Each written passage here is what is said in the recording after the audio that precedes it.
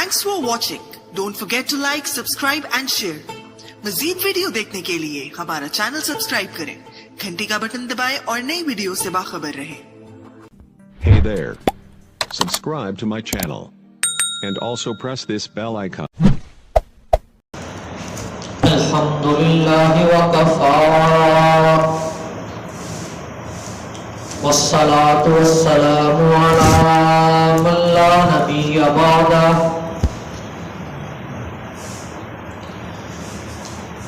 أرسله بالحق بشيرا ونذيرا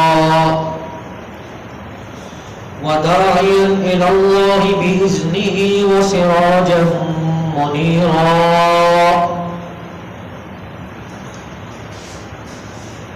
أما بعد فأعوذ بالله من الشيطان الرجيم بسم الله الرحمن الرحيم والعصر إن الإنسان لفي خسر إلا الذين آمنوا وعملوا الصالحات وتواصوا بالحق وتواصوا بالصبر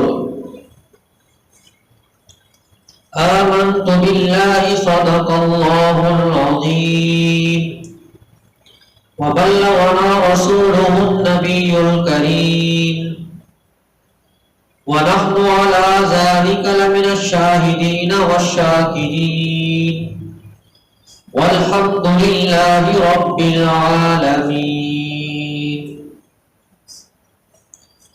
میرے واجب الاحترام دوستو، بزرگوں، عزیز نوجوان ساتھیوں، میں نے قرآن مجید فرقان حمید کی ایک سورت مبارکہ آپ کے سامنے تلاوت کی ہے.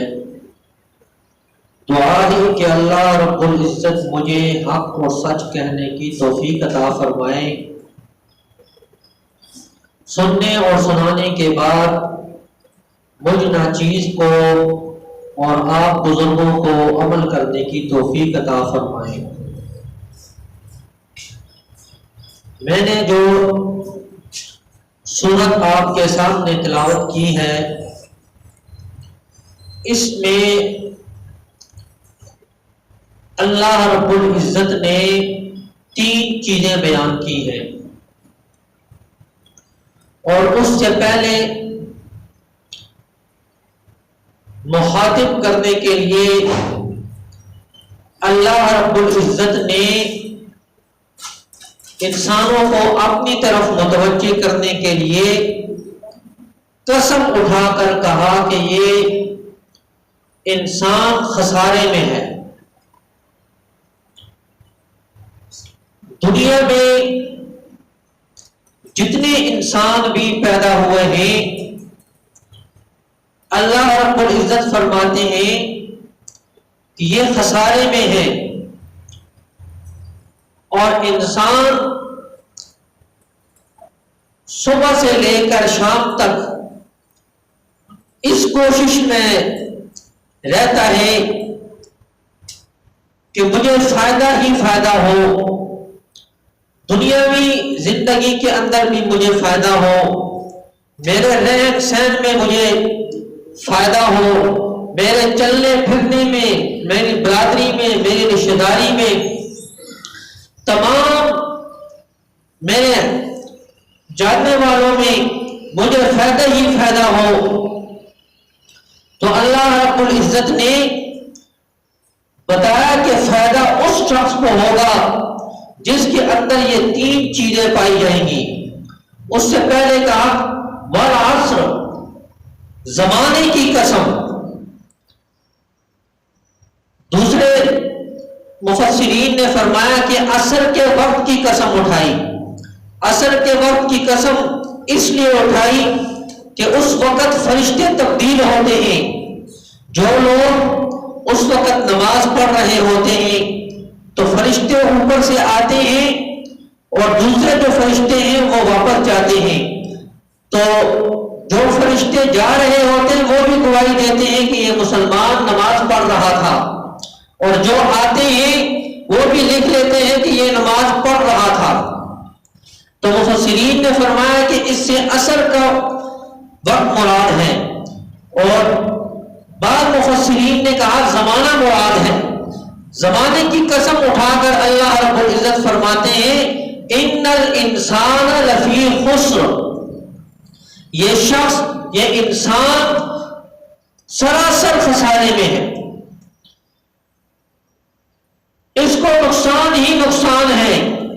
آگے فرمایا الا الذین آمنوا، مگر وہ لوگ جو ایمان لے کر آئے، جن لوگوں نے ایمان لایا وہ خسارے سے نکل چکے ہیں۔ دنیا کے جتنے بھی انسان ہیں مسلمان، اللہ نے ان کو خسارے سے نکال دیا، دنیا میں سامنے نظر آیا۔ صحابہ اکرام رضوان اللہ علیہم اجمعین جنہوں نے کلمہ پڑھا، دنیا میں مصیبتیں آئیں، پریشانیاں آئیں، تکلیفیں آئیں، لیکن اللہ رب العزت نے دنیا میں ان کو بشارتیں دے دی۔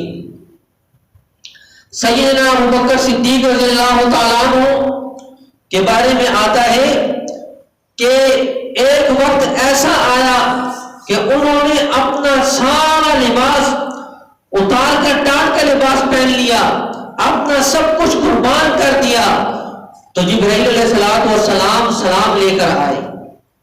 آپ صلی اللہ علیہ وسلم کی زبان اطہر سے ان کو سلام کروایا کہ اللہ رب العزت نے آپ کو سلام بھیجا ہے، اور کہا کہ ابوبکر صدیق سے پوچھو کہ اس حال میں تو اللہ سے راضی ہے کہ نہیں؟ تو صدیق اکبر رضی اللہ تعالیٰ عنہ نے فرمایا کہ میں نے تو سب کچھ اس لیے کیا ہے کہ تو راضی ہو جائے، میں تو راضی ہوں۔ تو ایمان جنہوں نے لایا، اللہ رب العزت نے دنیا میں کامیابی ان کو دکھا دی، اور دوسری طرف جو نبی علیہ السلام کی مخالفت کرتے تھے، جو نبی علیہ السلام کی دشمنی کرتے تھے، ان کا حال سنیں۔ ابو لہب، اس کی 2 بیٹیاں نبی علیہ السلام کی نکاح میں آئی تھی، رخصتی نہیں ہوئی تھی، تو جب یہ سورت نازل ہوئی، سورت لہب، تو اس نے اپنے بیٹوں کو بلا کر کہا کہ میری ذلت اور رسوائی ہے، تم جا کر ان کی بیٹیوں کو طلاق دے دو۔ ایک ان میں سے سمجھدار تھا، اس نے طلاق دے دی لیکن گستاخی نہیں کی۔ دوسرا آیا، اس نے نبی علیہ السلام کے سامنے طلاق بھی دی اور گستاخی بھی کی، گریبان بھی پکڑا۔ تو نبی علیہ السلام نے دعا کی اور کہا کہ تیرے اوپر اللہ اپنے کتوں میں سے ایک کتا مسلط کر دے۔ اب یہ گیا والد کو بتایا کہ انہوں نے یہ کہا ہے۔ اب تھا وہ کافر، کلمہ اس نے نہیں پڑھا، نبی علیہ السلام کا دشمن بھی ہے، ہر وقت اس کی کوشش یہ ہوتی ہے کہ میں کسی طریقے سے ان کو بدنام کروں، لیکن جب اس نے یہ بات سنی تو اس کو فکر لاحق ہوگی کہ اب میرا بیٹا گیا۔ اس نے کہا یہ بات ہو کر رہے گی، جہاں بھی جاتا وہ تاکید کرتا کہ اس کا اس طرح خیال رکھنا ہے، یہ کرنا ہے، وہ کرنا ہے۔ ایک دفعہ وہ چلا گیا کاروبار کے سلسلے میں، اس نے ان کو بلایا کہ اس کا بہت خیال رکھنا ہے۔ انہوں نے جنگل کے اندر سارا سامان اکٹھا کر کے ایک جگہ بنائی اور اس کے اوپر اس کو سلا دیا۔ رات کو ایک شیر آتا ہے، سب کو سونگتا ہے، سونگنے کے بعد چھلانگ لگاتا ہے اور اس کو اوپر چیڑ پاڑ کے رکھ دیتا ہے۔ تو نبی علیہ السلام کی بددعا جو ہے وہ لگ گئی تھی اس کو۔ تو میں عرض کر رہا تھا کہ ابو لہب جو ہر معاملے میں نبی علیہ السلام کو خراب کرنے کی کوشش کرتا، گستاخیاں کرتا، اس کو اللہ رب العزت نے دنیا میں یہ سزا دی کہ آخری وقت میں اس کے جسم پہ ایک پھوڑا نکلا۔ وہ پھوڑا نکلنے کے بعد پھیلتے پھیلتے اس کے پورے جسم میں پھیل گیا۔ یہاں تک کہ اس سے اتنی بدبو آتی تھی کہ اس کے بیٹوں نے اس کو اٹھا کر ایک کمرے میں ڈال دیا اور روٹی اس کو دیتے کتے کی طرح پھینک دیتے. جس طرح لوگ کتوں کو روٹی پھینکتے ہیں اس طرح اس کے سامنے روٹی پھینک دیتے تھے. ایک وقت آیا کہ وہ مر گیا, اپنی اولاد اس کے قریب نہیں جا رہی, حبشے سے غلام منگوائے, انہوں نے اس کی چارپائی کو کاٹا, وہیں گڑا بنا کر اس کو بیچ میں ڈال دیا اور اوپر سے مٹی ڈال دی. یہ اللہ رب العزت نے دنیا میں اس کو سزا دی. جو ایمان لے کر آیا اس کو اللہ رب العزت نے بلندیاں دے دی اور اتنا بلند کیا کہ اللہ کے سلام آ رہے ہیں. حضرت عمر رضی اللہ تعالیٰ عنہ روایات میں آتا ہے کہ 17 مرتبہ عمر رضی اللہ تعالیٰ عنہ زمین پر بات کرتے, اوپر سے وہی آ جاتی کہ جو عمر کا فیصلہ ہے وہی میرا فیصلہ ہے. اور ابو جہل جو کعبہ کا غلام پکڑ کر کہتا امطر علینا تجارتا من السماء, اگر یہ سچا بھی ہے ہم اس کی بات کو نہیں مانتے, تو ہمارے اوپر پتھروں کی بارش کر دے. اویتنا بعذاب علیم, یا ہمارے اوپر دردناک قسم کا عذاب جو ہے نازل کر دے. اللہ رب العزت نے فرمایا وما كان الله ليعذبهم وانت فيهم, میں ان پہ عذاب نازل نہیں کرتا اس لیے کہ آپ ان کے اندر موجود ہیں. تو اللہ رب العزت نے اس کو سزا دی جن سے وہ نفرت کیا کرتا تھا, جن کو حقیر سمجھتا تھا. حضرت عبداللہ ابن مسعود رضی اللہ تعالیٰ عنہ غلام تھے, انہوں نے سینے پہ بیٹھ کر اس کی گردن کو کاٹ دیا. اس وقت بھی اس کا تکبر ختم نہیں ہوا, کہنے لگا کہ تو میری گردن کو تھوڑا نیچے سے کاٹ. تو عبداللہ ابن مسعود رضی اللہ تعالیٰ عنہ نے پوچھا کیوں؟ کہا کہ معلوم ہو یہ سردار کی گردن ہے, یہ سردار کی گردن ہے. اس وقت بھی عقل ختم نہیں ہوئی, لیکن اللہ رب العزت نے اس کو ذلیل کیا. دنیا میں بھی ذلت اور آخرت میں بھی ذلت ہی ذلت ہے ان کے لیے. تو اللہ رب العزت فرما رہے تھے الا الذین آمنوا, بے شک وہ لوگ جو ایمان لائے وہ خسارے سے محفوظ ہیں. وعملوا الصالحات, اور جنہوں نے نیک اعمال کیے. صرف ایمان لانے سے کام نہیں بنتا بلکہ نیک اعمال بھی کرنے ہیں. بے شمار ایسے واقعات ہیں کہ ان لوگوں نے جنہوں نے ایمان لایا وہ نیک اعمال کرتے رہے, اللہ نے دنیا میں ان کو بشارتیں دے دی.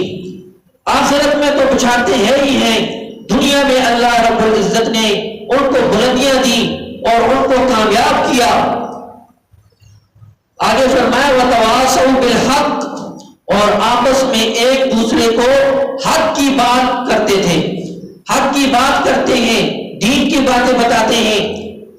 جو لوگ اس سلسلے میں جڑے ہوئے ہیں آپ حضرات ان کو دیکھیں, ان کی دنیا میں پر امن ہے اور ان کے رہن سہن بھی پر امن ہے. کیوں کہ اللہ رب العزت نے اس دین میں اتنی برکت رکھی ہے کہ دنیا کے جتنی بھی مشکلات آ جائیں لیکن ان کے اوپر اثرات ظاہر نہیں ہوتے. آپ کسی بھی عام سے دیندار آدمی کو دیکھ لیں جو 5 وقت نماز باجماعت ادا کرتا ہے اور دینی ضروریات میں وہ بڑھ چڑھ کر حصہ لیتا ہے, اس کے چہرے کو آپ دیکھ لیں تو آپ کو اس کے چہرے کے اوپر اطمینان نظر آئے گا, سکون نظر آئے گا. اور آپ اس کی باتیں سن لیں تو اس کو بھی پریشانیاں لاحق ہوتی ہیں, مصیبتیں اس کو بھی آتی ہیں, لیکن اللہ نے اس کے دل کے اوپر اس کے چہرے پر اطمینان کو سجا دیا ہے تاکہ کوئی یہ نہ کہے کہ یہ آدمی دیندار ہے تو اس وجہ سے اس کے اوپر مصیبت آئی ہے. اس سے ایک واقعہ یاد آیا وہ سناتا جاؤں.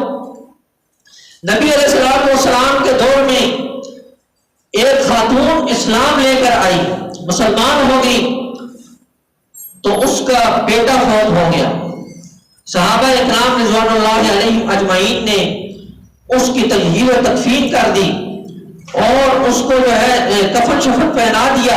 تو نبی علیہ السلام نے پوچھا کہ اس کی والدہ کو اطلاع کی ہے؟ انہوں نے کہا نہیں. کہا اس کی والدہ کو بلاؤ. جب اس کی والدہ کو بتایا کہ آپ کا بیٹا تو فوت ہو گیا ہے، تو اس نے کہا 1 منٹ صبر کرو. وہ آئی اور اس نے وہاں کھڑے ہو کر کہا یا اللہ تو اس کو قیامت کے دن بھی زندہ کرے گا، آج تو اس کو زندہ کر دے. اگر تو نے اس کو زندہ نہ کیا تو یہ لوگ مجھے ملامت کریں گے کہ تو مسلمان ہوگی، تیرے اوپر نحوست آئی، تیرا بیٹا فوت ہو گیا. اس نے یوں پاؤں ہلایا اس کا اور کہا اٹھ کھڑے ہو جاؤ. اللہ کے حکم سے وہ مردہ جو فوت ہو چکا تھا اللہ رب العزت نے اس کو زندگی عطا فرمائی. روایات میں آتا ہے کہ اس کے بعد وہ 30 سال تک زندہ رہا، اس کے بعد وہ فوت ہوا. تو عرض کرنے کا مقصد یہ ہے کہ جتنے بھی آپ دیندار لوگوں کو دیکھیں، ٹوٹے ٹوٹے دینداروں کو دیکھیں، اللہ رب العزت نے ان کے چہروں پر اطمینان رکھا ہے. چوتھی بات فرمائی وَتَوَاصَوْا بِالصَّبْرِ، کہ اگر حق بات بیان کرتے ہوئے، کسی کو تلقین کرتے ہوئے اگر کوئی تمہارے ساتھ جھگڑتا ہے، لڑتا ہے یا آپ کی کو بے ادبی کرتا ہے تو اس پر آپ لوگوں نے صبر اختیار کرنا ہے. جب آپ صبر کریں گے تو اللہ رب العزت اس کا بھی آپ کو اجر دیں گے. حضرت بلال رضی اللہ تعالیٰ عنہ غلام تھے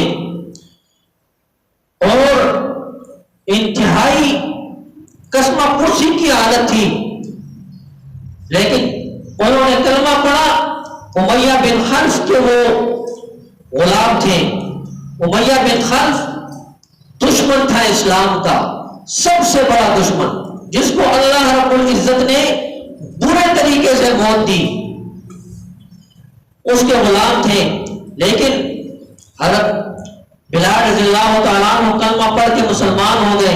اس نے سب کی ذمہ داری لگا دی کہ اس کو آپ نے کلمے سے ہٹانا ہے.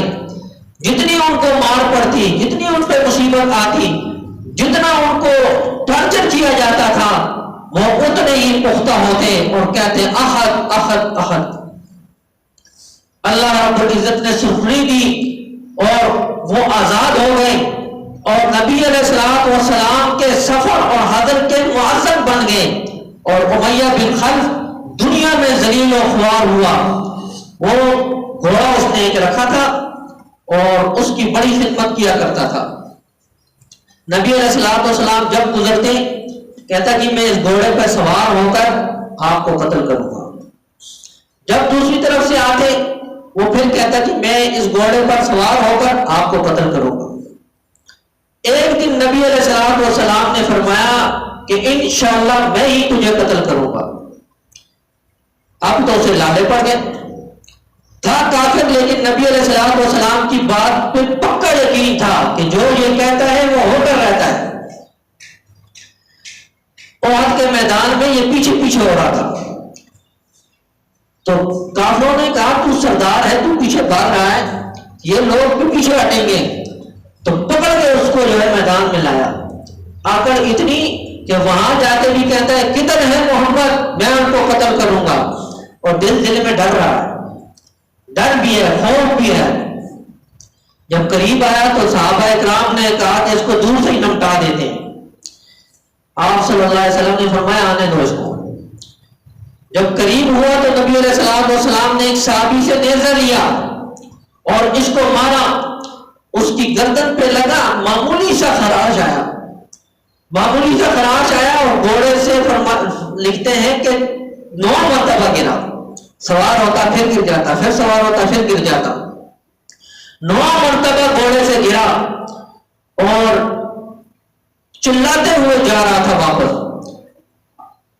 روایات میں لکھا ہے کہ اس کی آواز بیل کی طرح ہو گئی تھی، اتنی بری آواز. حضرت ابو سفیان رضی اللہ تعالیٰ عنہ جو سیدنا امیر معاویہ رضی اللہ تعالیٰ عنہ کے والد گرامی ہیں، وہ کفار کی طرف سے سپہ سالار بن کے آئے تھے. انہوں نے کہا تو اتنا چلا رہا ہے تو یہ لوگ کیا سمجھیں گے، اور ہے بھی معمولی سی خراش، کیا کر رہا ہے. تو اس نے اس وقت کفار کے بتوں کے نام لیے. کہا لات اور عزا کی قسم مجھے اتنی تکلیف ہو رہی ہے، اتنی تکلیف ہو رہی ہے کہ مجھ سے برداشت نہیں ہو رہا تھا. تجھے پتہ نہیں کس نے مارا ہے؟ یہ تو محمد نے مارا ہے، محمد رسول اللہ صلی اللہ علیہ وسلم نے مارا ہے. دوسری روایت میں آتا ہے کہ وہ اتنا چلا رہا تھا، اتنا چلا رہا تھا، کسی نے کہا کیوں تو چلا رہا ہے معمولی سی زخم پر؟ تو کہنے لگا کہ میرے اس تکلیف کو حجاز کے اوپر تقسیم کر دیا جائے تو سارے کے سارے ہلاک ہو جائیں، اتنی مجھے تکلیف ہو رہی ہے. مارا کس نے تھا؟ مارا نبی علیہ الصلوۃ والسلام نے تھا. تو کہا کہ سارے حجاز والوں پہ تقسیم کر دی جائے، سب کے سب ہلاک ہو جائیں. مکہ مکرمہ پہنچنے سے 1 مہینے پہلے یہ مردار ہو گئے. تو میں عرض کر رہا تھا کہ الا الذین آمنوا، وہ لوگ جنہوں نے ایمان لایا وہ خسارے سے محفوظ ہیں. وعملوا الصالحات، اور جنہوں نے نیک اعمال کیے وہ خسارے سے محفوظ ہیں. وتواصوا بالصبر، جنہوں نے حق کی تبلیغ کی اب وہ جو ہے خسارے سے محفوظ ہیں. اور جنہوں نے حق کے اوپر مصیبتیں آئیں، تکلیفیں آئیں، اس کے اوپر صبر کیا وہ بھی جو ہے خسارے سے محفوظ ہیں. دعا ہے کہ اللہ رب العزت مجھے بھی اور آپ کو بھی یہ چاروں کام کرنے کی توفیق عطا فرمائے. وما علینا الا البلاغ.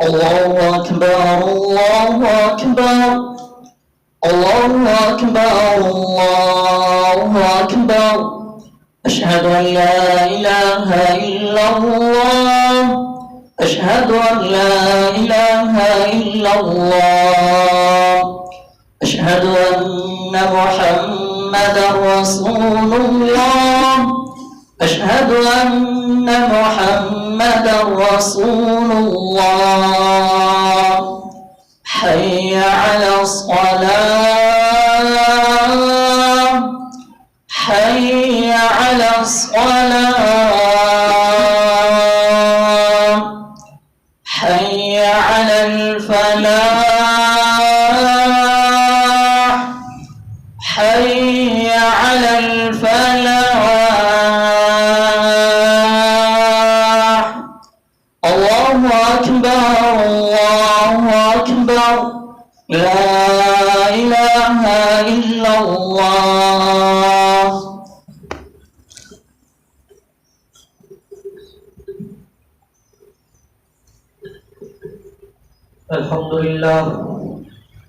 الحمد لله وكفى والصلاة والسلام على من لا نبي بعده أرسله بالحق بشيرا ونذيرا وداعيا إلى الله بإذنه وسراجا منيرا.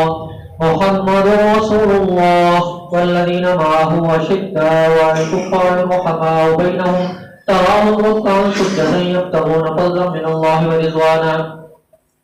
أما بعد فأعوذ بالله من الشيطان الرجيم. بسم الله الرحمن الرحيم. وقال ربكم ادعوني أستجب لكم إن الذين يستكبرون عن عبادتي سيدخلون جهنم داخلين. بارك الله لنا ولكم في القرآن المجيد إنه تعالى جبار كريم ملك بر رؤوف رحيم.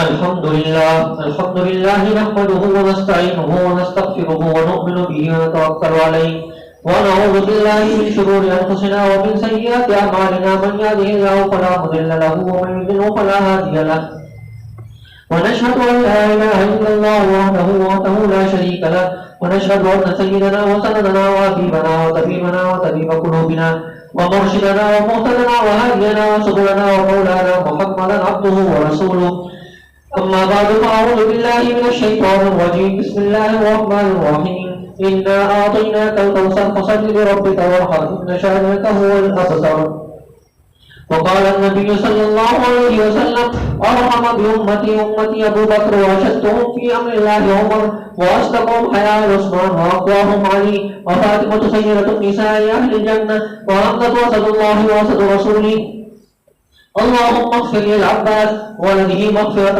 ظاهرة وباطنة لا تغادر ذنبا الله في أصحابي لا تتخذوهم من بعدي غرضا فمن أحبهم فبحبي أحبهم ومن أبغضهم فببغضي أبغضهم وخير القرون قرني ثم الذين يلونهم ثم الذين يلونهم عباد الله رحمكم الله إن الله يأمر بالعدل والإحسان وإيتاء ذي القربى وينهى عن الفحشاء والمنكر ولذكر الله أكبر والله يعلم ما تصنعون اذكروا الله يشكركم وادعوه يستجب لكم ولذكر الله تعالى أعلى وأجل وأتم وأعظم وأكبر والله يعلم ما تصنعون. سفيد رستم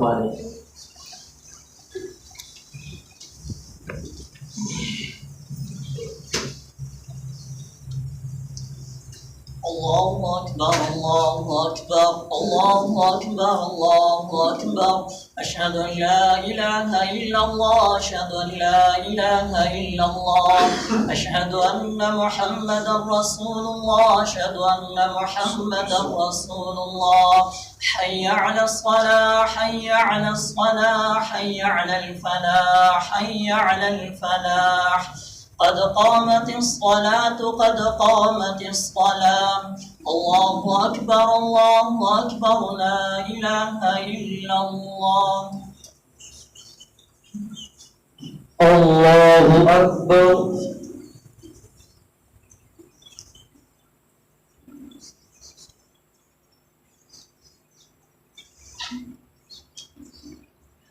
الحمد لله رب العالمين الرحمن الرحيم مالك يوم الدين إياك نعبد وإياك نستعين اهدنا الصراط المستقيم صراط الذين أنعمت عليهم غير المغضوب عليهم ولا الضالين.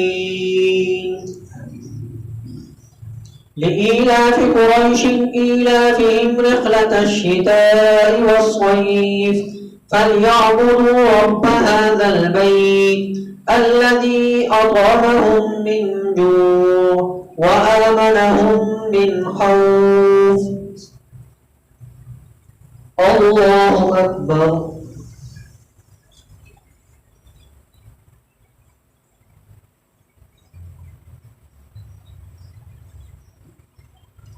سمع الله لمن حمده. الله أكبر.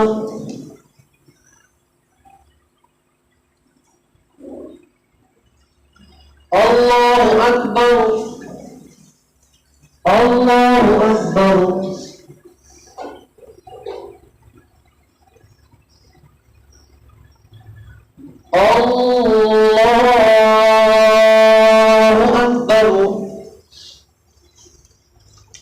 الحمد لله رب العالمين الرحمن الرحيم مالك يوم الدين إياك نعبد وإياك نستعين اهدنا الصراط المستقيم صراط الذين أنعمت عليهم غير المغضوب عليهم ولا الضالين. قل هو الله أحد الله الصمد لم يلد ولم يولد ولم يكن له كفوا أحد. الله أكبر.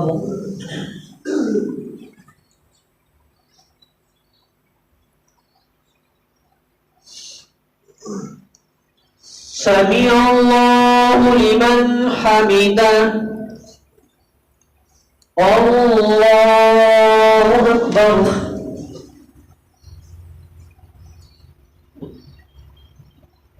اللہ اکبر اللہ اکبر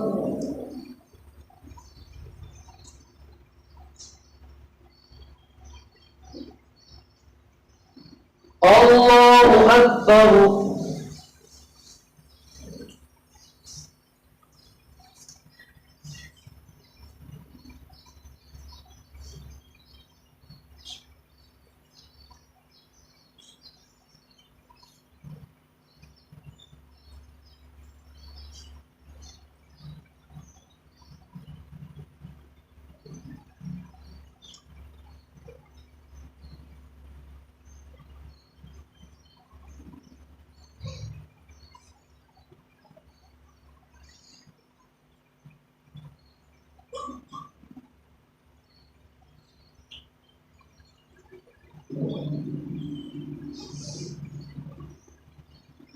السلام علیکم ورحمۃ اللہ السلام علیکم ورحمۃ اللہ